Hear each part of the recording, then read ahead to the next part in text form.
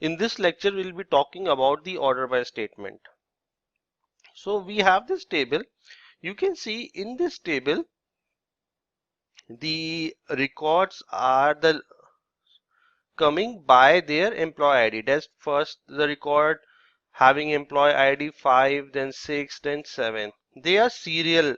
That is by ascending order. The reason is that because we have entered the data into database like this. But suppose if they were unsorted, then how we can display the table sorted? So for sorting, we have a command in SQL that is order by. That is, we want to order by a column, that this table, on the basis of a field. So we have a field employee ID.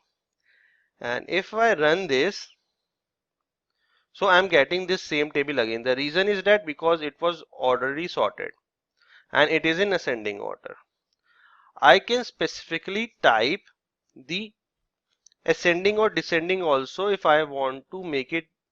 The default is ascending, so I can write ascending.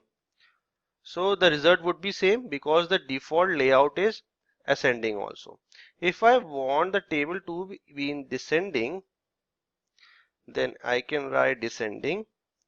And now you can see, just a second. Yeah. So now you can see that the table is shown by the sorting which is done by descending order of employee ID. At first the largest one employee ID, then the smaller, and at the end it is the smallest, that is 1205. So we can sort this not upon employee ID but with the characters also. So instead of employee ID, if I use first name and I use ascending, okay, and I run this, now they are sorted on the basis of first name. You can see A, B, C, D. So A is the first one, then C, then J. So it is now showing on the basis of order by of first name, not the employee ID. So this is how you can sort your table. Thank you.